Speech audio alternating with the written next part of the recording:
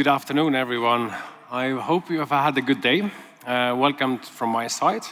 And my topic here today is how to turn this digital buzz to a business success.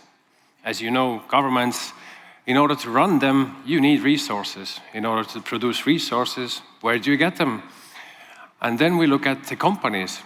Why? Because companies create business turnover and they pay taxes in tariffs and many other ways. They create the jobs, which create salaries that pay our consumer taxes and so forth. So essentially, we are very, very dependent on the businesses in our economy. And this is why we should heavily focus on how we can please them so that they can be more prosperous and therefore our countries can be more prosperous. So I'll take you to maybe a little intro of less than 10 minutes of what we're going to discuss in the panel right after this. So a few like ABCs and insights of the competition that's going on. So all in all, it's a competition between countries to be the best place where to establish and run a business, live, travel, work, and innovate. So it's really a competition. We see this very, very sharply here in Europe, where economies are very, very advanced and the competition is very advanced and sharp. The techniques that are being used in Europe to compete and kind of attract businesses from neighboring countries and so forth, they're very, very, let's put it this way, swift and kind of tricky to compete with. So ultimately, it's a competition for the best entrepreneurs, companies, and talent. Taking bureaucracy away from the business should be the focus and one point. So for businesses to succeed, they need an environment of long-term stability. And this can be in the form of long-term policies and strategies. But at the same time, they need a daily operational environment where they can focus on their core business and not focus on the bureaucracy. So they are focusing on the core activity that they're competing with in the international markets. So we have to look at how to please them in this operational environment. On the right-hand side on the screen, you can see that opening a business, getting a location chosen, accessing finance, day-to-day operations, and so forth. These are elementary, like daily tasks that companies are actively doing. And this is a World Bank Ease of Doing report screenshots that are being analyzed to actually determine where is best place to do business in the world. And the rankings, for example, are based on multiple different elements. And I've only highlighted a few of them, but based on this, for example, when country called Oman, I'm not too sure we have representatives from Oman here today, when they launched their new system, a integrated sort of a one-stop shop to establish a business, formulate the business online, after they've launched it, they actually increased 127 places in the global ranking in the category for ease of starting a business. So that's the impact they had. And entrepreneurs are experiencing this, and investors that are looking where to invest and where to establish a business, they are assessing this type of rankings, where this 127% hike took place, for example. And the relation between ease of doing business score on the left line there and on the bottom line to the right, Global Entrepreneurship Index, we see a direct correlation of the ease of doing business and entrepreneurship index. So this is proven, and this is a global data that cannot be denied. So more business means looking after the business environment on an operational level. So continuous lean thinking is something I want to bring in as well. This is a kind of how we can make our processes leaner, more efficient, and how to actually deploy this kind of thinking across our institutions in public sector. This is a kind of a baseline thinking we should all have when we actually design services or redesign or launch completely new ones. So lean is learning to see waste. And waste is everything that does not add value to our users. Users being citizens and companies, enterprises, entrepreneurs. So every step of the process development, we should ask ourselves, does it add value to our users? And if it's not, then that's a waste. And if possible, we should eliminate that waste, or if possible, not possible to eliminate, then at least automate it. And automation has many ways, including AI. But in a graph, does it add value, yes or no? If yes, great, how we can be even better. So it's a continuous improvement, continuous mindset. And if it's a no, then why do we need it and how to change it? Super simple. It's a way of thinking. And examples of waste are, for example, no standardization, too much bureaucracy, too many steps, repetition, delays, mistakes, miscommunication, underused talent, lost opportunities, above all, those that we don't even find out what we've lost, and so forth. So we need to focus on that. So developing innovation ecosystems for digital economy is something we need to focus on when we actually harness these technologies. We need to see how we can expand this knowledge into private sector, how we can actually formulate new business out of this as well, not just refine our processes with some digital frameworks and platforms and software services, but how we can actually spin this to a innovation, entrepreneurship ecosystems. So digital infrastructure is, of course, as an enabler. It's a baseline to actually run a digital business. But how we can actually do government to business and business to government knowledge transfers. So it's important to actually get these two partnerships sort of going as well, back and forth. So public-private partnerships are highly important to kickstart this kind of ecosystem growth, and sort of seeds into the government are actually leaves to the entrepreneurial scene as well. Estonia has very well harnessed it, for example. Many of the private sector members from our ecosystem are long-term partners of developing our own services. And with that experience, they have managed to produce and develop new products for global markets, for example. And skills expansion to other traditional sectors. So how we can take this knowledge to other traditional sectors. So this can be anything from agriculture to manufacturing industry, for example. And capacity and community building, how we can plant extra seeds to actually now accelerate the growth of this knowledge in certain specific ecosystems, for example. And digital innovation favoring laws and regulations, including testbeds and sandboxes, it's a standard piece in these days.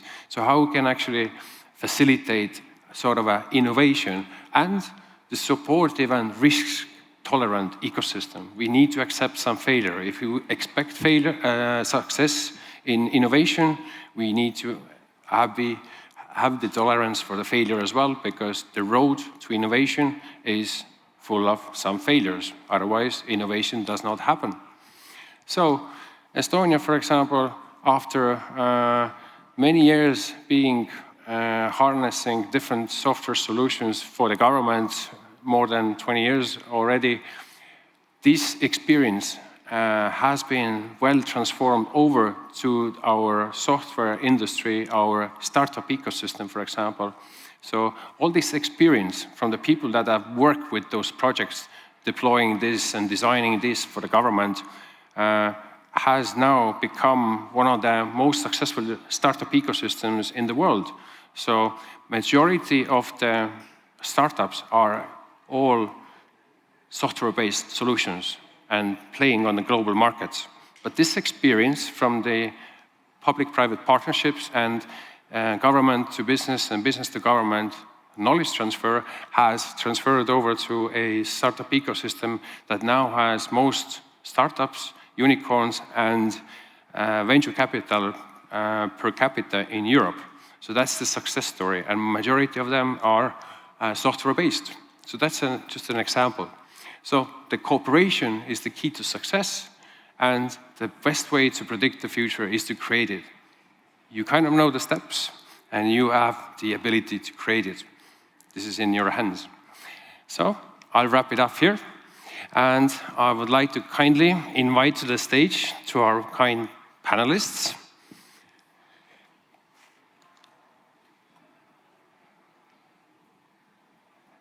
Without the music. So, Lacina Koné, Director General and Chief Executive Officer of Smart Africa. Please on stage.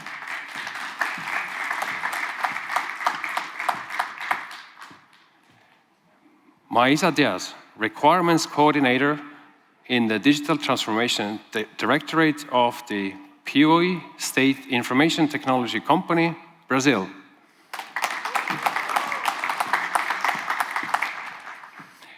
Samantha Malambo, Innovation and Policy Specialist with the United Nations Capital Development Fund in Malawi and Zambia. Please on stage.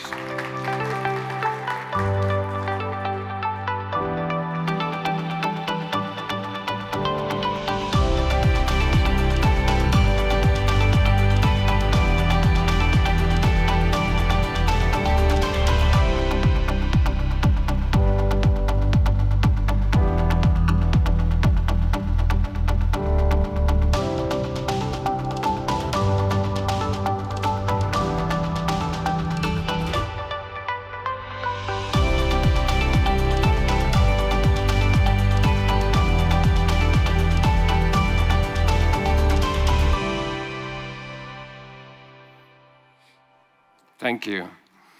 So first of all, I would like to congratulate Smart Africa for a successful expansion. Just within the days we've been in communication here, they have 2 new members, I understand. So coming from 39 to 41.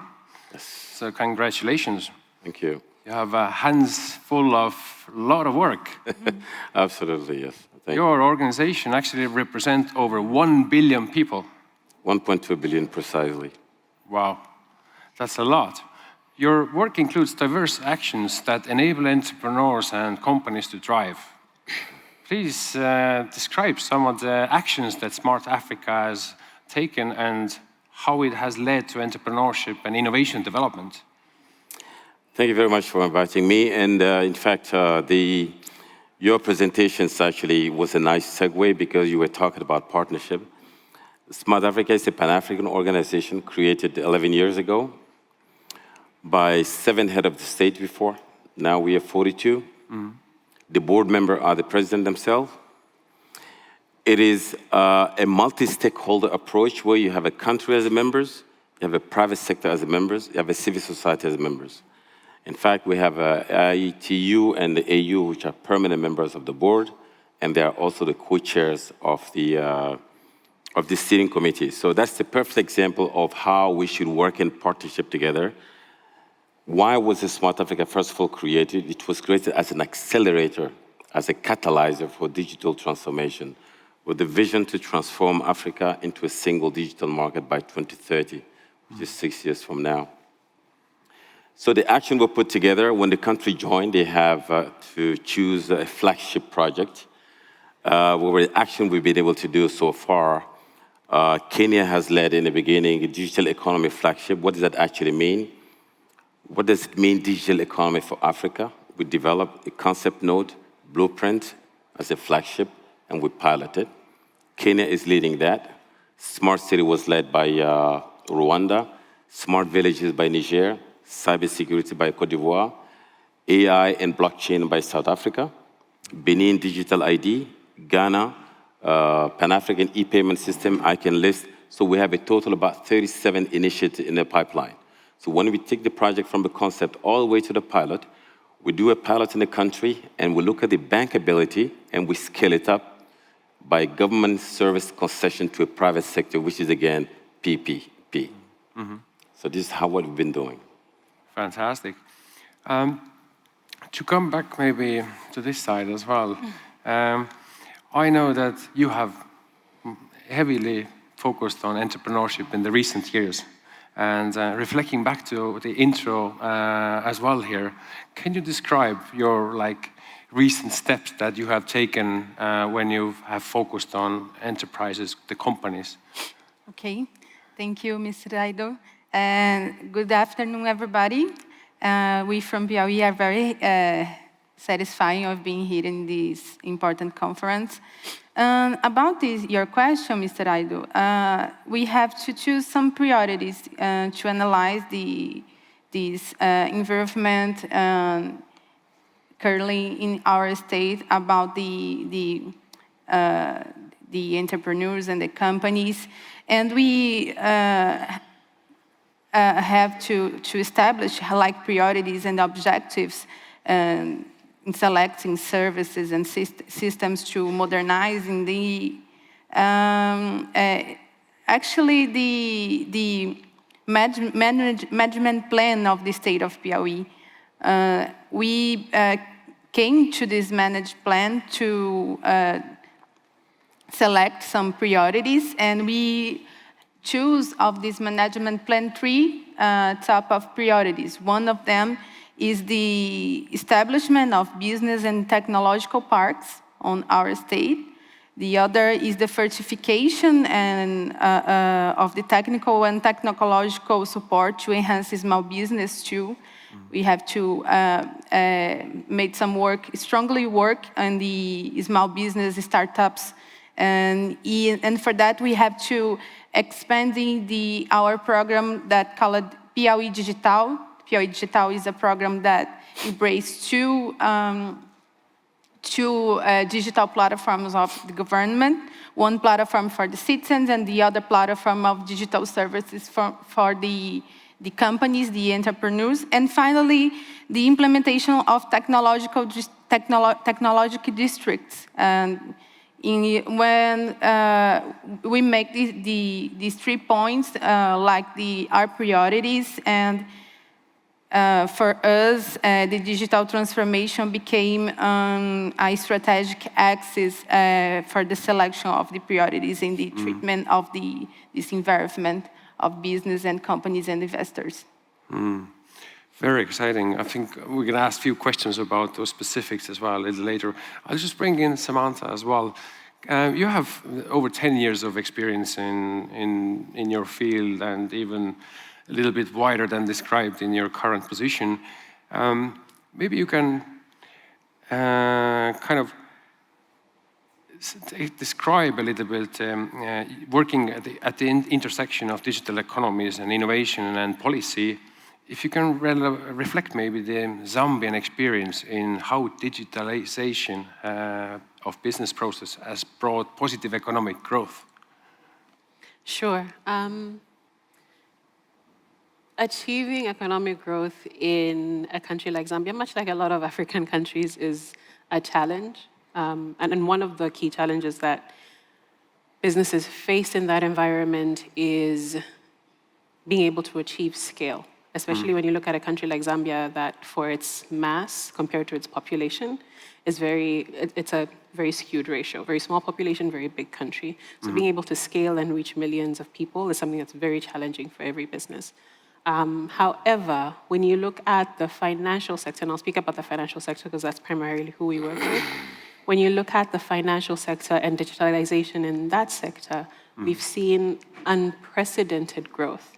And I say unprecedented because I'm just going to share a couple of figures.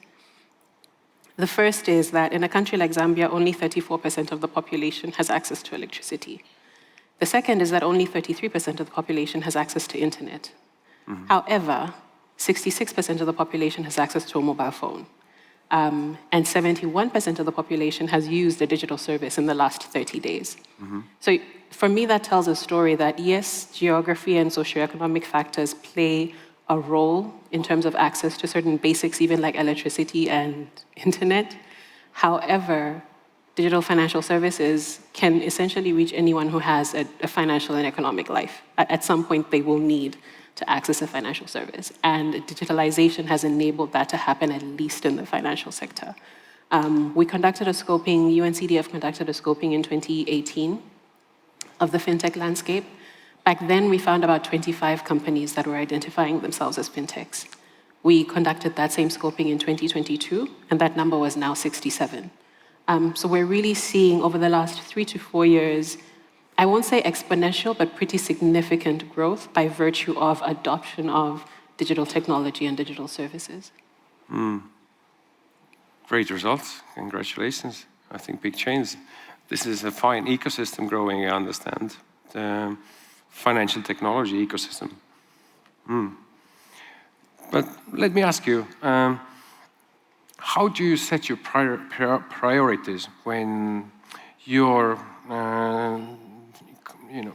Zambia, for example, or Malawi? From your experience, how were the priorities set of which stream of business services, business processes you should focus on, or the government should focus on? Like, from your experience there, can you reflect on that a little bit? Sure. I mean, that's a real challenge, to be honest, especially in a country that is not resource poor, but I'll say resource constrained, like Zambia. When it comes to the digital, well, like Zambia and Malawi, which is where I work. And when it comes to digitalisation, building the digital economy, everything feels important. And to some extent, everything is, like in any sector, health, education. In a country like Zambia, mining is very important. So the question of how you prioritize, it really depends on who you're talking to. Because when you talk to doctors, the healthcare system needs digitalization. When you talk to teachers, the education system needs digitalization. But I think it's important to have a concrete starting point. And that concrete starting point for me comes with one, data, not only data of kind of the high macro level data, but also data at a sector level, understanding who the players are, what the trends have been, and what the key question to answer for me is there any low-cost, low-hanging fruit that can yield great return? I think in the previous discussion, they had brought up digital public infrastructure.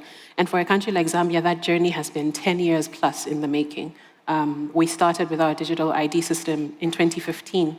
And up to today, it has only been able to scale to about 2 million of Zambia's 20 plus million population. Now, that's not to say that, digital ID is not important, but perhaps there's other low-hanging, low-cost fruit. Because digital ID is a very cost-extensive, it's capital-intensive, being able to scale it nationwide. But are there perhaps low-cost, low-hanging fruits that could benefit, especially entrepreneurs, innovators, that would have almost a significant impact for citizens? And in the fintech sector, we've seen the implementation of simple regulations and policies enabling new business models to emerge, right? Something as simple as we didn't have regulations for peer-to-peer lending or crowdfunding. And now we have those fintechs being able to operate on the market because those have been put in place. You have people being able to access micro-investments through a feature phone, whether you're in the capital city, Lusaka, or in a far-off village that I come from, Changombo. It doesn't matter, right? Because that policy was put in place. And that's no cost, but the benefit to citizens is real. So a lot of that is in-house R&D innovation that's really developed locally. That's fantastic. So this is going to likely lead to exported services of this type of financial technology services as they grow and get more experience, I assume.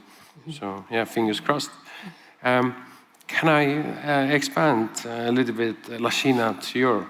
I noticed from your website that you have entered into quite traditional sectors with very, very fine, ambitious, technology-savvy approach. Can you elaborate on that? What are you pushing there with your team? First of all, let me just piggyback on what my sister just said. You heard those statistics like 30% access to electricity, 30% internet access, 70% mobile. Have you heard of the invisible scandal? No. What's that?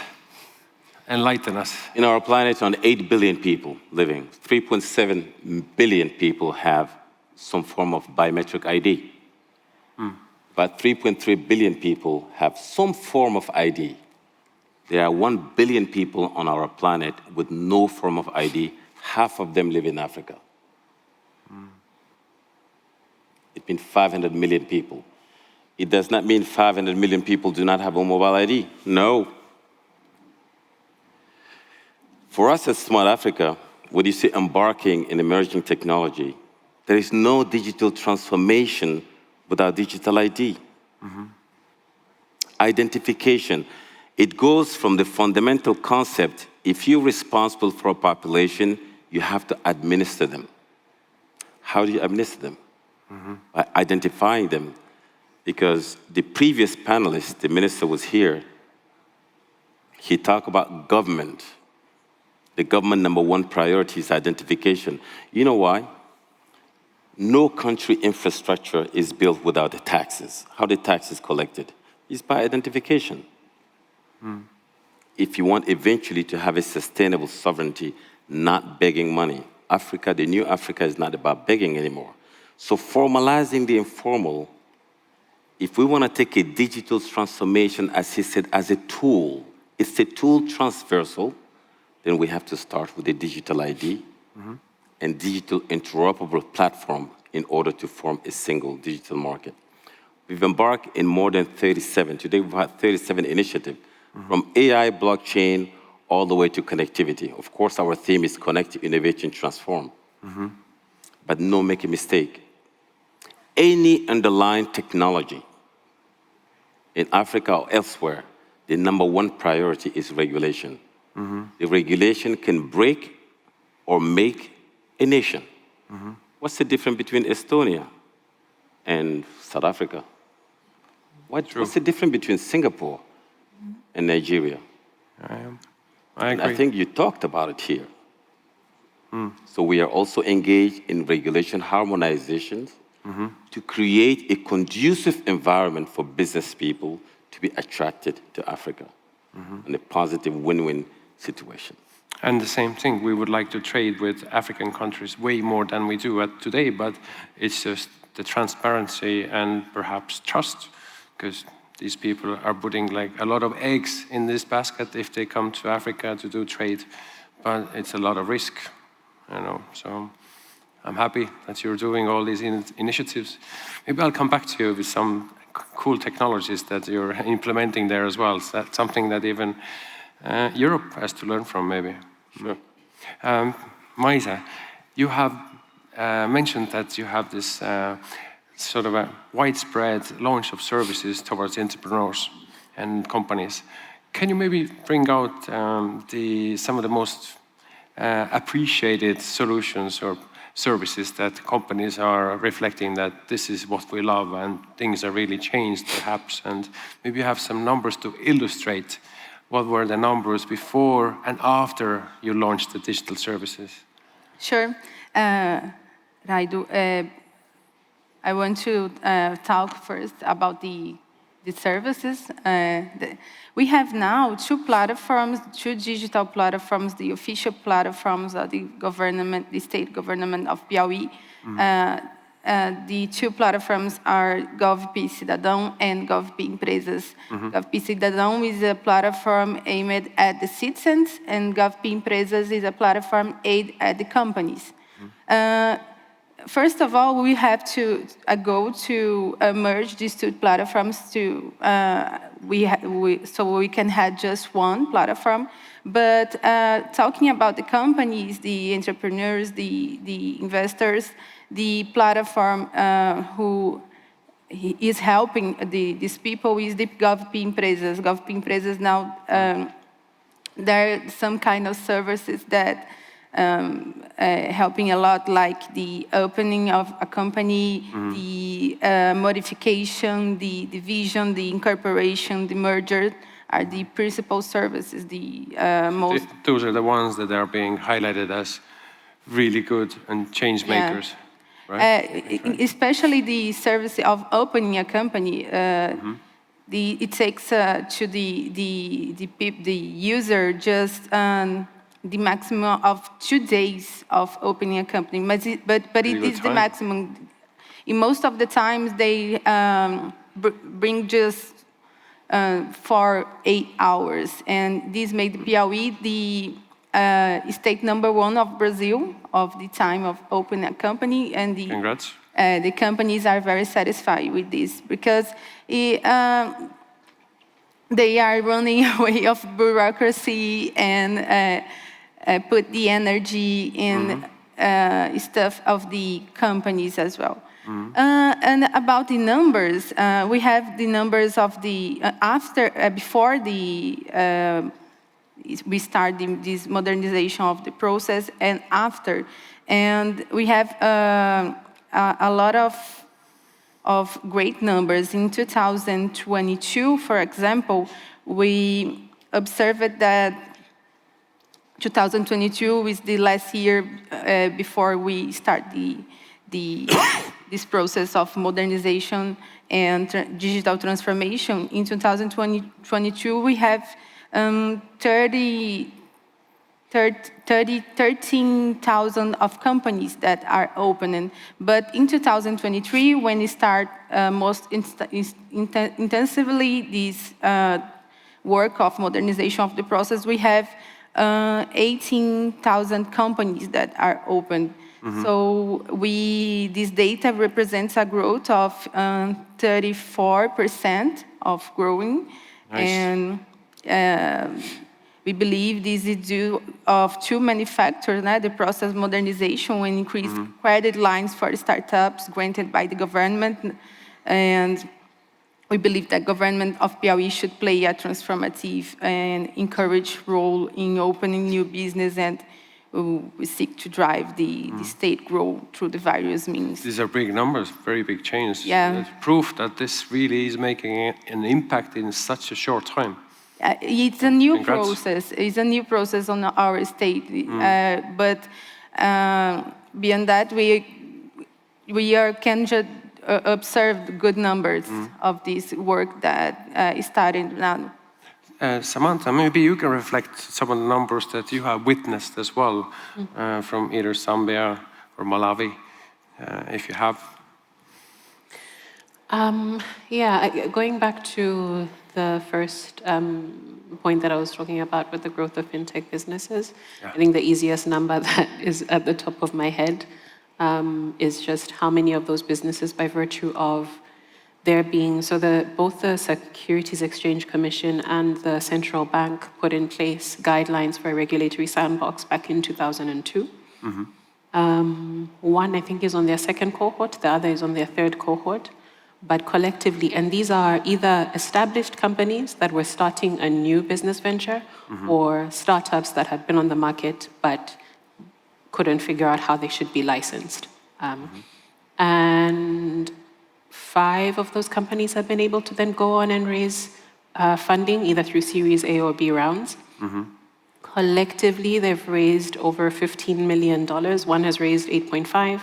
One has raised 1.25, and another has raised 3 point something. And this is local capital, this international? This is international capital into local Zambian businesses. So businesses that either... venture capital ecosystem is rising at the same time. Yeah, so international venture capital interest in Zambian businesses is rising. Local venture capital are rising. Our Angels Network was established about 3 years ago. So these are Zambians who are looking to invest in local businesses. We're hoping to see the same sort of growth in Malawi. It's a bit more of a nascent fintech ecosystem, but the central bank is also putting the similar guidelines in place to enable, essentially just enable businesses to operate without having a formal regulation as yet. Now the challenge comes in is that a sandbox is not a catch-all tool, and at some point you have to figure out what kind of policy or what kind of regulatory instrument will support the functioning of that business as it starts to scale. But I think it was just really exciting to see ventures that didn't previously exist now exist, and then go on to actually raise funding. So it really lines up the government focusing on business process efficiency or modernization, focusing on the innovation ecosystem creation in the same stream, and also bringing in other elements such as international venture capital, and the results are really on the table. This is fantastic. I love the results. Happy to see that. Coming back to Smart Africa, and all the way expanding and really launching. Please explain some of the, like maybe some cool niche topics that you're really doing on an international scale, covering many countries, for example. Where are your projects in this very innovative way, if you would go further from the baseline? The project of Smart Africa is for Africa by African, is not international. The only international part, we have to make sure the digital ID we are putting in place is actually compatible with the EIDAS, because Europe is our closest continent. Yeah. Same time zone, easy to work with? Exactly. So as we're putting all of these stacks together, digital ID and SATA, Smart Africa Trust Alliance, we have to make sure we're taking our closest partner into account. Apart from that, when we look inward, there are many projects that we've implemented. One of those projects, the Smart City in Rwanda, the digital economy in Kenya, smart villages in Niger, Pan-African e-payment system in Ghana, AI, artificial intelligence in South Africa, the continental cybersecurity blueprints in Cote d'Ivoire, and I can list many, many of those. But these are not important. What's the most important? How do we make a policy harmonization among those countries? That is the most important, because Africa is over 50 countries. It's not one country. Yeah, yeah. And how do we bring all of this together in a harmonized way to be able to achieve our goal, which is a single digital market? But of course, we cannot do this without a positive partnership. When I say positive, it means win-win partnership. Yeah. Well, looking forward to these things. I found a lot of good, cool stuff I wish we had time to speak about.